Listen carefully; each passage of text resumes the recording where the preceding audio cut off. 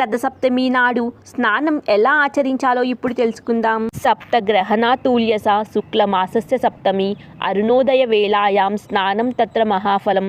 అంటే మాఘశుద్ధ పంచమి రోజు సూర్యగ్రహణంతో సమానం.